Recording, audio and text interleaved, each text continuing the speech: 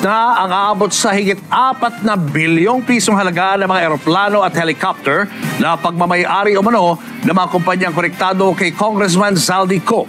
Nasa frontline na balitang yan si Ian Suyud. Private jet na nagkakahalaga ng 2 billion pesos, 2 helicopter worth 1.8 billion pesos, at iba pang air assets. Pagmamayari raw yan ng mga kumpanyang konektado umano kay Ako Bicol Party List Representative Zaldico. Sa kabuuan, aabot daw sa 4.7 billion pesos ang kabuuang halaga ng 11 aircraft niko. Nakalista ito sa assets ng Misbis Aviation and Development Corporation at Hightone Construction. 114 million pesos naman ang chopper ng isa pang top contractor ng flood control projects sa bansa na QM Builder. Hiniling na raw ni DPWH Secretary Vince Dizon sa Anti-Money Laundering Council na i-freeze ang bilyong-bilyong pisong halaga ng air assets niko at mga kontraktor na ito. Bukod sa air assets, pinapa-freeze din ng DPWH ang 474 million pesos na halaga ng mga sasakyan ng mga kontraktor at DPWH officials at employees na pinaiimbestigahan sa Ombudsman. Mahigit 270 million pesos dito ay pagmamayari ng mga diskaya. Kapag na-freeze ang mga ito, hindi na nila magagamit ang mga sasakyan at bawal din nila itong ibenta. Maniwala po kayo, umpisa pa lang po ito sa mga hahabulin nating mga assets. Hindi po kami titigil ang di mabawi ang pera ng taong bayan.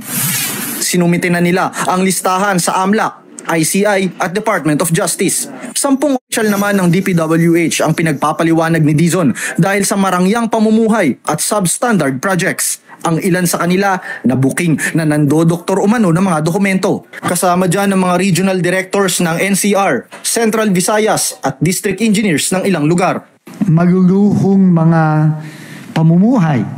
No? Meron pa kami nakita dito na gumagamit pa ng mga chartered airplane. Kung hindi sila sumunod, makakasuhan sila administratively and even criminally. Huwag nyo nang hintayin yung mangyari sa inyo, yung nangyari kay Alcantara, kay Hernandez, kay Mendoza et al.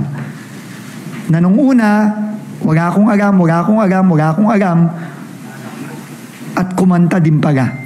Binigyan sila ng 5 araw para magpaliwanag. Hindi naman nagulat si Dizon sa inamin ni dating DPWH Assistant District Engineer Bryce Hernandez na lahat ng proyekto sa Bulacan, 1st District ay substandard. Sa lahat ng mga nakita namin, hindi ako nagugulat dun sa sinabi ni Bryce Hernandez.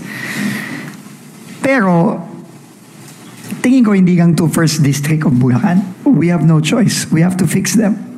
Naging emosyonal din si Dizon nang ilarawan ang malawakang korupsyon sa mga proyekto sa DPWH. Kahapon nga sabihin ko sa inyo, muntik na akong tumalon dun sa tulay na hindi natapos ng 8 years eh. Kasi parang overwhelming na masyado to eh. I'm emotional.